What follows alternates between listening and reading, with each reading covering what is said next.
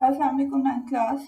हमारे आज का टॉपिक है गैल्वानिक सेल्स और डैनियल सेल्स। देखिए, हमने अपने पिछले लेक्चर में इलेक्ट्रोलिटिक सेल्स पढ़े थे और उसमें मैंने आपको बताया था कि इलेक्ट्रोलिटिक सेल्स में हम नॉन स्पॉन्टेनियस रिडॉक्स रिएक्शंस करते हैं, कि हम इलेक्ट्रिसिटी के ज़रिए केमिकल रिएक्शंस को करते हैं। ठीक है, अब जो हम सेल्स पढ़ रहे हैं इसमें हम स्पॉन्टेनियस रिडॉक्स रिएक्शन करते हैं, जिसमें केमिकल रिएक्शन से इलेक्ट्रिसिटी प्रोड्यूस होती है। ठीक है, और हमारे पास जो इस तरह के सेल्स हैं, डैनियल सेल्स या गैल्वानिक सेल्स, इनके एग्जांपल्स हमारे घरों में हैं। जैसे हम पेंसिल सेल्स यूज करते हैं ना अपने कैलकुलेटर्स में, वॉचेस में, रिमोट कंट्रोल्स में, तो वहां पर हमने सेल जो डाला होता है उसके अंदर केमिकल्स मौजूद होते हैं जो कि इलेक्ट्रिसिटी प्रोड्यूस कर रहे होते हैं, जिससे हमारी ये इलेक्ट्रॉनिक डिवाइसेस चल रही होती हैं। ठीक है, so these are those type of cells, यानी हम केमिकल एनर्जी को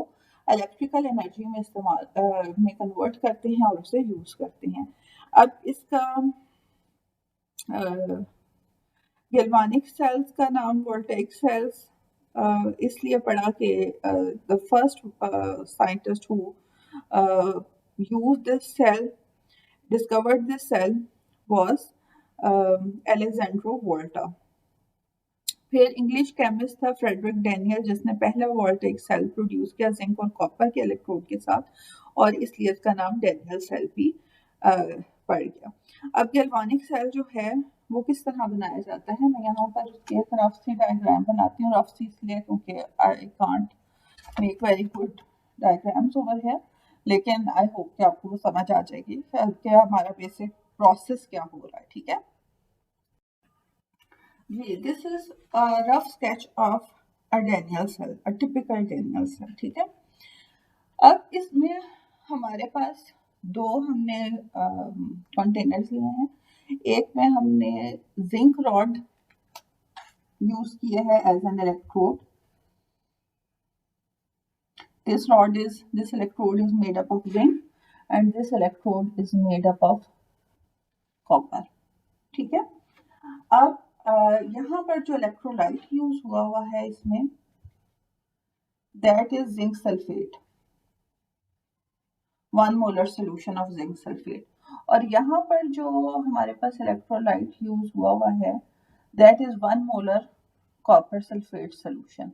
यानी जिसमें हमने जिंक को एज एन इलेक्ट्रोड यूज किया है, वहां पे हम इलेक्ट्रोलाइट जो है वो जिंक का ही सॉल्ट का सोल्यूशन यूज कर रहे हैं, 1 मोलर सोल्यूशन। और जब हमने कॉपर के इलेक्ट्रोड को यूज किया है, वहां हमने कॉपर सल्फेट का सोल्यूशन ही यूज किया है एज एन इलेक्ट्रोलाइट। अच्छा, ये बीच में क्या है, ये यू शेप ट्यूब है, inverted, and this is called the salt bridge. This is salt bridge, और इस सॉल्ट ब्रिज में होते हैं मोस्टली कैल्शियम क्लोराइड का सॉल्ट, उसका सोल्यूशन लिया जाता है और यहाँ पर कॉटन प्लग्स के जरिए इसको बंद किया हुआ है। अब इसका बेसिक फंक्शन ये है कि KCl के जो आयंस हैं, they don't go over here और हेयर। ठीक है, ये मतलब इस सोल्यूशन का पार्ट नहीं बन रहे। हमने कॉटन प्लग से उसको रोका हुआ है, लेकिन ये इस जगह पर एक पाथवे जरूर बन गया है इलेक्ट्रॉन्स की और चार्जेस के मूवमेंट का। ठीक है, इंटरनल सर्किट को कंप्लीट करने के लिए, अगर ये ना हो तो इंटरनल सर्किट कंप्लीट नहीं होगा और आपके पास इलेक्ट्रिसिटी जो है वो प्रोड्यूस नहीं होगी और आपको वो पूरा प्रोसीजर जो है वो नजर ही नहीं आएगा, ना ही प्रोड्यूस होगी ना नजर आएगा। ठीक है, क्योंकि आपके पास केमिकल रिएक्शन जो है वो रुक जाएंगे। अब यहाँ पर अब बेसिकली क्या होता है कि आपके पास जो ये वाला पोर्शन है जिसमें हमने जिंक यूज किया हुआ, हमने ये देखना है कि इनमें से कैथोड कौन सा और एनोड कौन सा है। ठीक है, तो याद रखें कि जिस मेटल में ज्यादा टेंडेंसी होती है इलेक्ट्रॉन को लूज करने की, मतलब वो ज्यादा रिएक्टिव होगी, आप उसको एक्टिव मेटल कहते हैं, वो हमेशा ऑक्सीडेशन करती है और आप उसको एज एन एनोड इस्तेमाल करते हैं। जिस में टेंडेंसी होती है इलेक्ट्रॉन को गेन करने की, लेस एक्टिव मेटल आप उसको कह लो, that will act as a cathode. ठीक है, तो जब जिंक और कॉपर को हम देखते हैं तो हमारे पास जिंक जो है it has more tendency to lose electrons. Therefore, zinc will act as an anode and copper will act as a cathode. ठीक है, और आप लोग पीछे ये पढ़ चुके हैं कि एनोड का काम क्या होता है कि वो इलेक्ट्रॉन्स को इंटरनल सर्किट से एक्सटर्नल सर्किट की तरफ लेके जाता है। तो आप इलेक्ट्रॉन्स का पाथवे क्या बनाएंगे, ये, और कैथोड से वो दोबारा इंटरनल सर्किट में आते हैं। तो आपको एरो हेड्स के साथ बताना होता है कि इलेक्ट्रॉन की मूवमेंट किस तरह जा रही, किस तरफ से जा रही है। ठीक है, तो अब आपको जब डैनियल सेल्स वगैरह आते हैं, आपको हो सकता है इलेक्ट्रोड्स के बारे में बता दिया जाए कि आपने किसको कैथोड बनाना है, किसको एनोड बनाना है। मतलब copper and zinc is only one example, there are various different type of Daniell cells जिसमें मुख्तलिफ केमिकल्स, मुख्तलिफ मेटल्स यूज होते हैं, ठीक है, एज एन इलेक्ट्रोड। तो उसमें हमने ये डिसाइड करना होता है कि हमारे पास एनोड कौन सा है, कैथोड कौन सा है। तो हम मेटल की रिएक्टिविटी को देखकर डिसाइड करते हैं कि कौन सी मेटल ऑक्सीडाइज होगी और कौन सी रिड्यूस होगी। So this is the way to sketch and to draw this Daniell cell. यहाँ वोल्ट मीटर लगा होता है या यहाँ पर कोई बल्ब आप लगा दें, तो जब ये सर्किट कंप्लीट हो जाता है तो आपके पास अगर यहाँ बल्ब है तो वो लाइट देगा, वोल्ट मीटर है तो उसकी जो नीडल है वो डिफ्लेक्शन शो कर देगी। ठीक है, फिर रिएक्शंस क्या क्या हो रहे हैं। अब यहाँ पर हमने इस बीकर में, इस कंटेनर में एक केमिकल डाला, इसमें दूसरा डाला, और ये पूरा का पूरा जो हमने कंस्ट्रक्ट किया है, ये सेल कंस्ट्रक्ट किया। ठीक है, तो ये पूरा सेल है, तो इट मींस कि this is the half cell and this is also the half cell, इन्हें हम हाफ सेल्स कहते हैं। ठीक है, अब जो ये हाफ सेल्स है इसको आप कहेंगे ऑक्सीडेशन हाफ सेल, क्योंकि यहाँ पर, या जिंक हाफ सेल, जो भी कह दो, क्योंकि इस हाफ सेल में ऑक्सीडेशन होगी। और this is called reduction half cell, और यहाँ पर जो रिएक्शन होगा उसे रिडक्शन हाफ रिएक्शन कहेंगे, क्योंकि वहां पर रिडक्शन हो रही है। तो अब आपके पास this is the oxidation half reaction which is taking place over here. Zinc is losing its electron and converting into zinc ions. 2 electron इसने लूज किए। ठीक है, ये आपके पास सॉलिड है और यहाँ पर ये एक्वस, मतलब ये अब सोल्यूशन में यहाँ से आने लग जाएगी। ठीक है, यानी यहाँ से जिंक जो है वो जिंक आयन की फॉर्म में आती जा रही है, और जो इलेक्ट्रॉन ये रिलीज कर रहे हैं वो इलेक्ट्रॉन बाहर के सर्किट में जाके कॉपर के ऊपर आ रहे हैं। यहाँ पर क्या हो रहा है, यहाँ पे कॉपर का इलेक्ट्रोड है और यहाँ पर कॉपर आयंस जो कि कॉपर सल्फेट से बन रहे हैं, यहाँ सल्फेट आयंस होंगे। इसी तरह यहाँ जिंक आयन का एक सोर्स तो ये है, और यहाँ जिंक आयन का दूसरा सोर्स जिंक सल्फेट से भी है। ठीक है, तो अब वो इलेक्ट्रॉन जो यहाँ आ रहे हैं, copper ion will move over here and copper ions will take up those electrons and will be deposited as copper solid form में। ये aqueous था। So these reactions are taking place. This is oxidation half reaction because zinc is losing its electron, and this is the reduction half reaction because copper is taking those electrons. ठीक है, so this is the method जिसके साथ आप Daniel sales को करते हैं। आपको इसकी फिगर भी बनानी पड़ती है, आपको इसके लेबलिंग भी करनी होती है, और उसके साथ साथ आपको रिएक्शंस लिखने हैं, और खास तौर पे इलेक्ट्रॉन की मूवमेंट आपने दिखानी है, इलेक्ट्रॉन कहाँ से कहाँ की जानिब मूव कर रहे हैं। ठीक है, अब इसमें 2 सेल्फ असेसमेंट एक्सरसाइजेस हैं जिसको मैं डिस्कस कर लूं। एक सेल्फ असेसमेंट एक्सरसाइज 7.5 है, वो कहते हैं sketch a voltaic cell labelling the cathode, the anode and the direction of flow of the electrons. ठीक है, use the following chemical silver, zinc, silver nitrate and zinc sulphate. अब आपको समझ आ गई कि एक जो इलेक्ट्रोड है वो सिल्वर का होगा, दूसरा इलेक्ट्रोड जिंक का होगा, और जहां पर आप सिल्वर का इलेक्ट्रोड यूज करेंगे उस कंटेनर में आपने सिल्वर नाइट्रेट का सोल्यूशन शो करना है, और जहां पर आप जिंक का इलेक्ट्रोड बनाएंगे वहां पर आप जिंक सल्फेट का सोल्यूशन यूज करेंगे। और बीच में आपने ये सॉल्ट ब्रिज बनाना नहीं भूलना, चाहे आपको जो भी केमिकल्स दिए हुए, जो भी मेटल्स दिए हुए, वो जो भी हो, आप यहाँ पर ये बना दोगे, सॉल्ट ब्रिज जरूर बनाओगे, क्योंकि यही फैसिलिटेट करेगा इस रिएक्शन को होने के लिए। ठीक है, अब ये इन्होंने कहा, हिंट दिया कि zinc is more active than silver. तो अब आपको इससे यह पता चल जाना चाहिए कि एनोड कौन सा होना चाहिए और कैथोड कौन सा होना चाहिए। ठीक है, मैंने अभी आपको ये चीज बता दी है। सो अब आपने इसके लिए खुद लेबलिंग का काम करना है। फिर self assessment exercise 7.6, identify the half cell in which oxidation occurs and the half cell in which reduction occurs in the following voltaic cell. Figure 7.8, following reaction occurs in the cell. तो जब उन्होंने reactions ही बता दिए हैं तो obviously आपको फौरन समझ जाना चाहिए कि एनोड पर जिंक इलेक्ट्रॉन लूज कर रहे तो ऑक्सीडेशन हो रही है। तो वो जो हाफ सेल जहाँ ऑक्सीडेशन हो रही है वो होगा जहाँ पर जिंक इलेक्ट्रोड मौजूद होगा। ठीक है, जबकि कैथोड पर आपके पास रिडक्शन हो रही है, हाइड्रोजन प्रोड्यूस हो रही है। तो जहाँ हाइड्रोजन प्रोड्यूस हो रहा है उन्होंने उसके बारे में नहीं लिखा कि इलेक्ट्रोड आप कौन सा यूज कर रहे हैं, तो उसमें आप प्लेटिनम का इलेक्ट्रोड यूज करते हैं। ठीक है, इन्होंने प्लेटिनम वायर बताई हुई है। सो जहाँ पर ऑक्सीडेशन हो रही है वो ऑक्सीडेशन हाफ सेल है, और जहाँ पर रिडक्शन हो रही है वो रिडक्शन हाफ सेल है। ठीक है, फिर हमारे पास जो नेक्स्ट टॉपिक है, बैटरी और सोर्स ऑफ इलेक्ट्रिकल एनर्जी, ये अब इंक्लूडेड नहीं है। इलेक्ट्रोकेमिकल इंडस्ट्रीज भी इंक्लूडेड नहीं है, लेकिन इलेक्ट्रोलिटिक रिफाइनिंग ऑफ कॉपर भी इंक्लूडेड नहीं है, लेकिन मैं उसको डिस्कस करूंगी क्योंकि हमारा अगला टॉपिक जो है वो उसी से रिलेट कर रहा है। ठीक है, 39 क्लास मैंने यहाँ पर ये सेल बनाया है। This is not the galvanic cell, this is an electrolytic cell. ठीक है, गैल्वानिक सेल में आपने देखा था कि आप हाफ सेल्स को अलग अलग बनाते हैं और उसमें आप सॉल्ट ब्रिज बनाते हैं और उसमें केमिकल रिएक्शन होते हैं जिससे एनर्जी प्रोड्यूस होती है। ठीक है, यहाँ पर हम एनर्जी दे रहे हैं और हमने किया क्या है, ये रिफाइनिंग ऑफ कॉपर आपको इसमें दिखाई हुई है। जब हमारे पास कॉपर को हम उसकी मेटल से एक्सट्रैक्ट करते हैं तो वो हमारे पास इम्प्योर होती है। उसको प्योर करने के लिए हम उसको इलेक्ट्रोलिटिक सेल में लेकर जाते हैं और उसका इलेक्ट्रोलिसिस करते हैं। ठीक है, अब इलेक्ट्रोलिसिस के लिए हम क्या करते हैं, जो हमारे पास इलेक्ट्रोलिटिक सेल है उसमें एक तो हम सोल्यूशन जो इलेक्ट्रोलाइट लेते हैं वो कॉपर सल्फेट ही लेते हैं, जो कि कॉपर आयन और सल्फेट आयन का सोर्स है।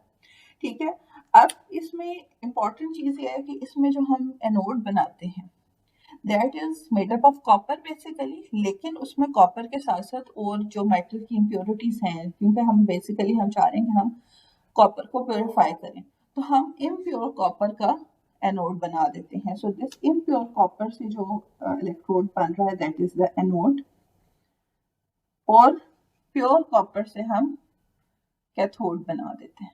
ठीक है, अब जब इसमें से करंट पास होता है तो एनोड पर क्या हो रहा होता है, एनोड पर ऑक्सीडेशन होती है। यहाँ से जो कॉपर है, इसमें जो जितनी भी कॉपर मौजूद है वो Cu+2 की फॉर्म में सोल्यूशन में आना शुरू होती है और अपना इलेक्ट्रॉन वो लूज करती है, जो कि एक्सटर्नल सर्किट में चले जाते हैं। मतलब रिएक्शन क्या होता है, copper will lose electron and will be converted into cupric ions, और ये जो इलेक्ट्रॉन इसने प्रोड्यूस किए हैं they will start moving into the external circuit, ये ऑक्सीडेशन है।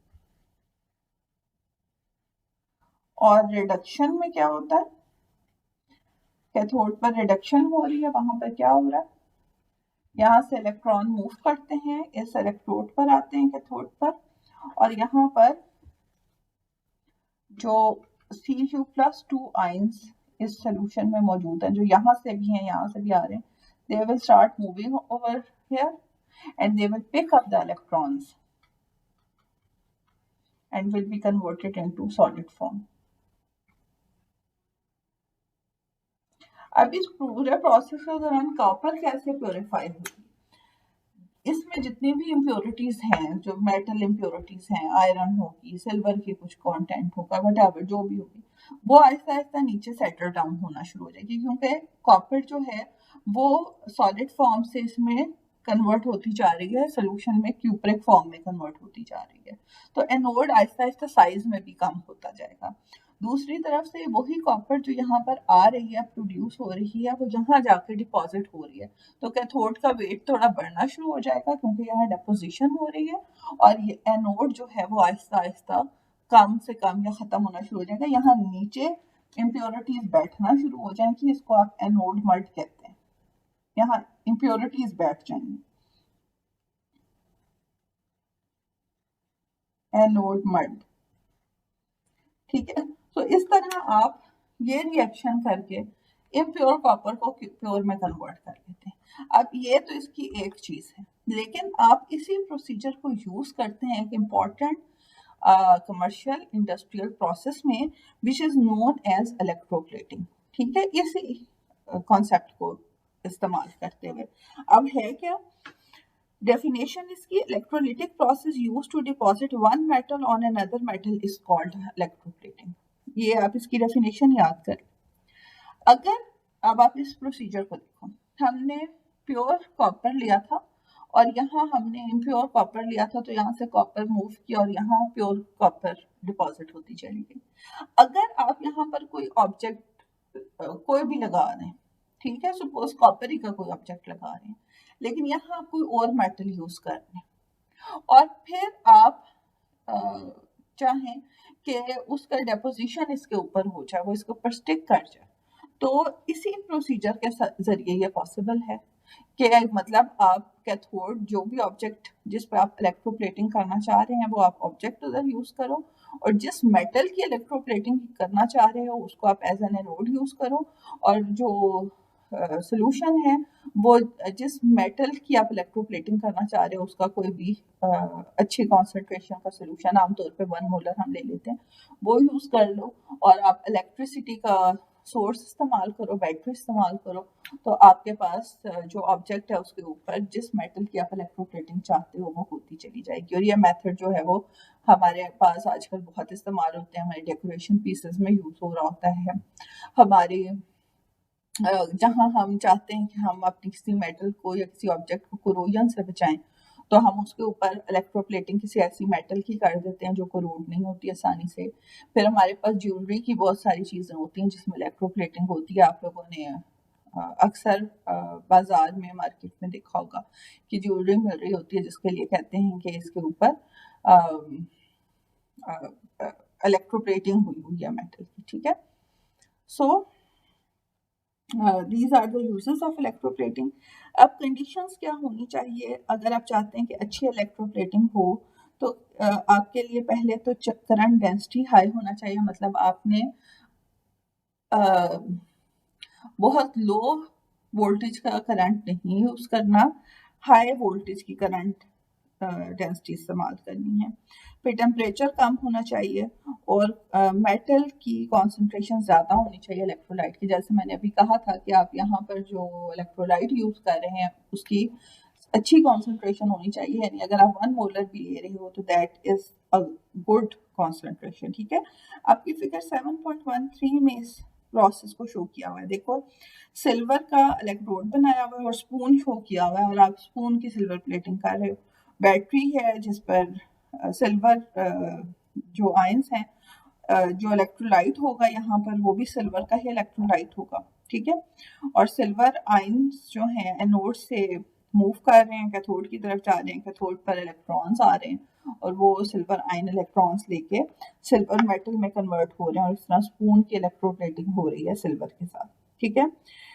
फिर हम इलेक्ट्रोप्लेटिंग का प्रोसेस यूज करते हैं, जैसे हम चाहते हैं कि स्टील हमारे पास है और हम उसकी इलेक्ट्रोप्लेटिंग करना चाहते हैं ताकि उसको कोरोजन से बचाया जा सके और उसकी क्वालिटी को बेहतर बनाया जा सके, तो उसकी इलेक्ट्रोप्लेटिंग हम डिफरेंट मेटल्स के साथ करते हैं, यानी जो कि लेस कोरोसिव हैं, जो कि आसानी से डैमेज नहीं होती हैं, ऑक्सीडाइज नहीं होती, जिसमें जिंक है, टिन है और क्रोमियम की इलेक्ट्रोप्लेटिंग आपके कोर्स में है। जिंक प्लेटिंग है, जिंक प्लेटिंग में आप जिंक मेटल का एनोड बनाते हैं, और जो सोल्यूशन आप इलेक्ट्रोलाइट का लेते हैं वो पोटाशियम जिंक साइनाइड है, जिसमें आप सोडियम साइनाइड की भी कुछ क्वांटिटी यूज करते हो एज एन इलेक्ट्रोलाइट। अच्छा, अब आप अक्सर इन प्रोसीजर्स में देखोगे कि जो मेन इलेक्ट्रोलाइट है उसके साथ कोई ना कोई और केमिकल यूज हुआ हुआ है। वो इसलिए यूज होते हैं कि जो इलेक्ट्रोलाइट्स हैं ये खुद वाटर के साथ मिलकर कोई नया रिएक्शन ना करना शुरू करते हैं। हाइड्रोलिसिस से बचाने के लिए हम यूज करते हैं। तो इन दिस केस जो आपके पास पोटाशियम जिंक साइनाइड है उसमें हम सोडियम साइनाइड डालते हैं ताकि पोटाशियम जिंक साइनाइड का वाटर के साथ रिएक्शन ना स्टार्ट हो जाए। ठीक है, स्टील ऑब्जेक्ट को हम कैथोड बना देते हैं।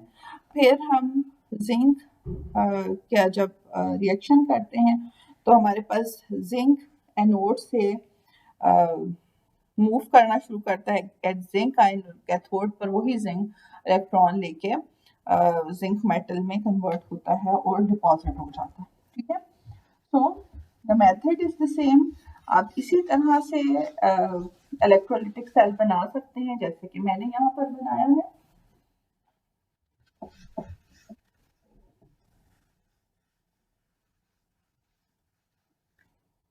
और आप इस चीज को शो कर सकते हैं। अब यहाँ पर जो आपके पास इलेक्ट्रोलाइट है potassium zinc cyanide,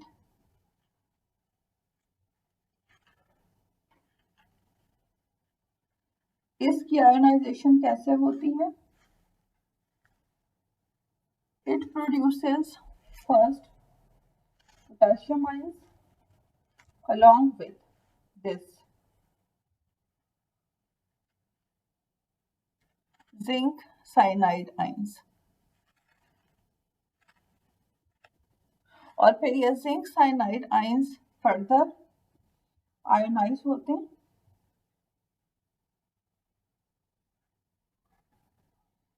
and they will release this zinc present in them. ये रिलीज हो जाएगा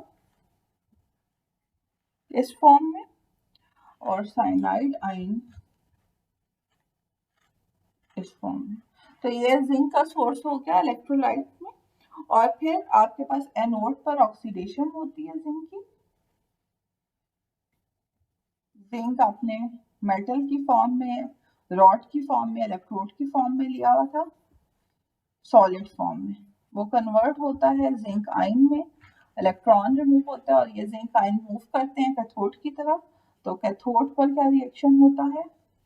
कैथोड पर जिंक आयन इलेक्ट्रॉन्स को दोबारा पिक करते हैं और डिपॉजिट हो जाते हैं in the form of solid zinc. इस तरह से आपके पास जो भी ऑब्जेक्ट है जो कि स्टील का था, आपने उस स्टील के ऊपर जिंक प्लेटिंग कर दी है। ठीक है, अब इस प्रोसेस में आपने सोडियम साइनाइड भी यूज किया। ये जितने भी साइनाइड्स होते हैं, चाहे पोटाशियम जिंक साइनाइड है या सोडियम साइनाइड है, दे आर हाईली टॉक्सिक। और इसलिए एनवायरमेंटल पोल्यूशन से बचने के लिए जो साइनाइड्स के हम सोल्यूशन जिस भी इंडस्ट्री में जब भी यूज कर रहे होते हैं, तो इम्पॉर्टेंट बात है कि हम उसको डायरेक्ट जो वाटर रेजरवायर्स हैं उनमें लीक आउट ना करें। ठीक है, फिर जिस तरह हमने जिंक प्लेटिंग पढ़ी है, इसी तरह टिन प्लेटिंग हम करते हैं स्टील के ऑब्जेक्ट्स के ऊपर।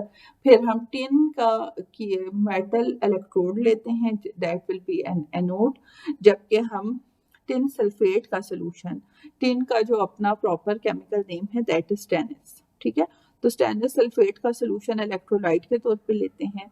और जिस ऑब्जेक्ट को भी हमने प्लेटिंग करनी है जिसकी, उसको हम कैथोड बना देते हैं। अब हम स्टेनस सल्फेट में कुछ ड्रॉप्स डाल देते हैं डाइल्यूट H2SO4 के, ताकि उसको हाइड्रोलिसिस ना हो। और जो रिएक्शन है एनोड पर टिन की ऑक्सीडेशन होती है और कैथोड पर रिडक्शन होती है। आपकी बुक में रिएक्शन लिखे हुए हैं, अब ये आप वहाँ से कर लें। इसी तरह से क्रोमियम प्लेटिंग में, अच्छा क्रोमियम प्लेटिंग की इम्पोर्टेंट बात यह है कि ये स्टील के ऊपर डायरेक्ट जो है डिपॉजिट नहीं होती, इसलिए हमें स्टील की ऑब्जेक्ट की अगर हम चाहते हैं कि क्रोमियम प्लेटिंग करें तो उससे पहले हमें कॉपर या निकल की प्लेटिंग करनी पड़ती है और स्टील के ऊपर, और उसके बाद हम क्रोमियम की प्लेटिंग करते हैं। ठीक है, अब हम क्रोमियम मेटल का एनोड यूज करेंगे, क्रोमियम सल्फेट के सोल्यूशन को एज एन इलेक्ट्रोलाइट यूज करेंगे, उसमें कुछ ड्रॉप हम डाइल्यूट H2SO4 के डाल देंगे। और फिर आपके पास क्रोमियम सल्फेट की आयोनाइजेशन में क्रोमियम आयन और सल्फेट आयन बनेगा। एनोड पर क्रोमियम की का रिएक्शन होगा, ऑक्सीडेशन होगी, इलेक्ट्रॉन लूज होंगे। कैथोड पर क्रोमियम ले लेगा वही इलेक्ट्रॉन और डिपॉजिट हो जाएगा एज क्रोमियम मेटल। ठीक है, अब आपने एक चीज जो जब आपने ये तैयारी करनी है इसकी, तो आपने ये जितने रिएक्शंस हैं वो अच्छी तरह से करने हैं। मतलब जब आपके पास ये क्वेश्चन आता है इलेक्ट्रोप्लेटिंग का, तो आपने ये तीनों रिएक्शंस लिखने होते हैं कि जो आप इलेक्ट्रोलाइट यूज कर रहे हैं उसकी आयोनाइजेशन का रिएक्शन कौन सा है। जैसे इस केस में आपके सामने जो मैंने पोटाशियम जिंक साइनाइड की आयोनाइजेशन का रिएक्शन लिखा है, सिर्फ वही वाहिद है जो कि 2 स्टेप्स में, आपके पास बाकी जो दोनों हैं वो सिंगल स्टेप आयोनाइजेशन ही है। जबकि आपको ये मालूम होना चाहिए कि एनोड पर क्या रिएक्शन हो रहा है, कैथोड पर क्या रिएक्शन हो रहा है, और ये हमेशा आपने याद रखना है कि कैथोड ही हमेशा वो ऑब्जेक्ट होता है जिसको आपने इलेक्ट्रोप्लेटिंग करनी होती है, और एनोड हमेशा वो मेटल होती है जिसकी इलेक्ट्रोप्लेटिंग आपने करनी है। तो ये चीज़ें, ये फैक्ट्स आपने याद रखनी है और इसको अपने अच्छी तरह से प्रिपेयर करना है। हमारा नेक्स्ट टॉपिक होगा करोजन एंड इट्स प्रिवेंशन, और ये हम इंशाल्लाह अपने नेक्स्ट लेक्चर में कवर करेंगे। I hope you understand. अल्लाह हाफिज़, 9th क्लास।